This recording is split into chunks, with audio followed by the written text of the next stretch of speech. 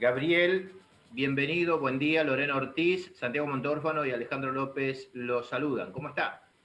Buenos días, Lorena, buenos días, Santiago. Buenos días a todos. Alejandro también, por supuesto.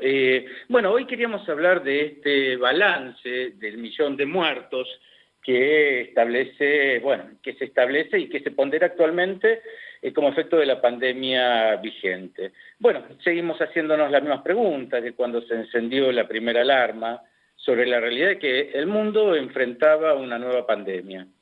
Sin duda, algunas de esas preguntas tenían que ver y tienen que ver con la aritmética de la muerte. Entonces, la preocupación acerca del alcance, en términos de ponderar la letalidad, recién arrancaba.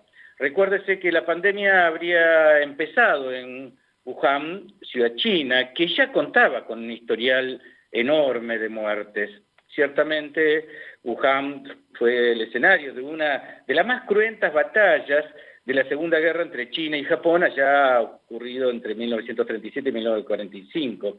A un año de iniciado aquel conflicto, la ciudad china fue escenario de una batalla equivalente a Stalingrado o Berlín durante la Segunda Guerra Mundial, ya que el asedio de los japoneses a Wuhan, ciudad que contaba entonces con 2 millones de habitantes, asedio que duró prácticamente medio año.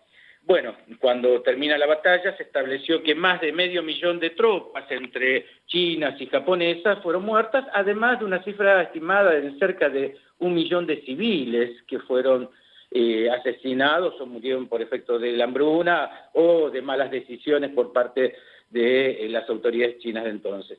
Lo cierto es que este año, al poco tiempo de la expansión de la pandemia, también se recurrió a la comparación con la gripe de 1918 y 1920, o yendo más hacia atrás con la más mortífera peste negra de la mitad del siglo XIV, que afectó a 1/3 de la población.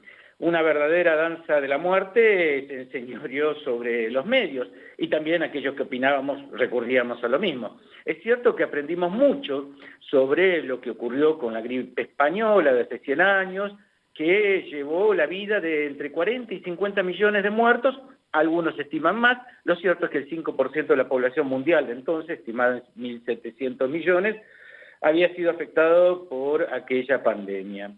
Desde ya esas cifras siempre competirán con la letalidad de los asesinatos provocados por las guerras del siglo XX. Recuérdese que a lo largo del siglo XX, entre 150 y 200 millones de individuos murieron por la suma de guerras. Y si seguimos las cifras de los mandos militares de entonces, solo el 15% de aquellas muertes fueron bajas de combatientes, o sea, el 85% de las muertes fueron por efectos de los bombardeos, las hambrunas, los genocidios. Lo cierto es que ya desde aquel entonces hubo mayor preocupación por salvar la vida de los soldados que de los civiles.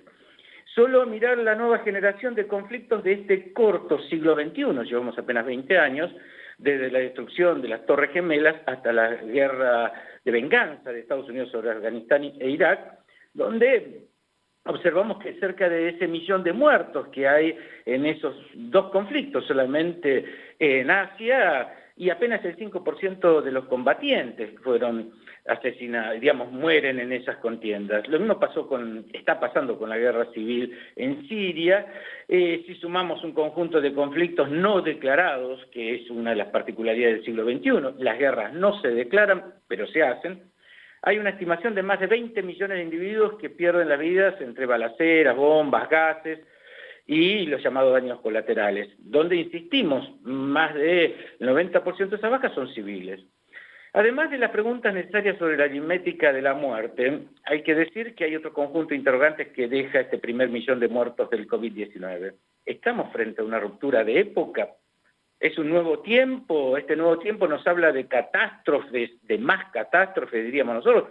Si miramos lo que estamos haciendo frente al entorno, al medio ambiente, veremos que efectivamente estamos ante una situación de verdadera catástrofe, y este 1 millón de muertes puede ser que sea apenas una porción de lo que la humanidad enfrenta hacia el futuro. Ya terminando, debemos decir que la enfermedad, las pandemias, la muerte, es un problema social y político. Sabemos que esto afecta fundamentalmente a las ciudades, es el centro foco de las epidemias, que la aritmética de la muerte nos plantea también una relación con lo público. Y aquí conviene citar a un historiador argentino, pionero en el estudio de estos temas, Diego Armus, que decía que las epidemias ponen al descubierto el estado de la salud colectiva y la infraestructura sanitaria y de atención. Pueden facilitar iniciativas en materia de salud pública y de ese modo jugar un papel acelerador en la expansión de la autoridad del Estado, tanto en el campo de las políticas sociales como en el mundo de la vida privada. También el mismo historiador nos decía y nos advertía que, sin embargo, la familiaridad de la sociedad con un cierto mal bien pueden preparar el terreno para que se ignore, precisamente porque su persistente presencia lo vacía de algunas de las características asociadas a lo extraordinario y sorpresivo, o porque el contexto político, qué intereses pone en juego, también el contexto social, a quienes afecta, o el contexto geográfico, o sea, cuán lejos o cerca se está de los centros de poder, no lo transforma en una cuestión pública, aun cuando por definición se trate de un problema que afecta de modo masivo a la población. Este millón de muertos, balance provisorio, sin duda es un problema público y debemos tratarlo. Bueno, hasta aquí llegábamos con nuestra presentación. Gabriel, muchísimas gracias. Hasta la próxima semana. Un fuerte abrazo. Gracias a ustedes.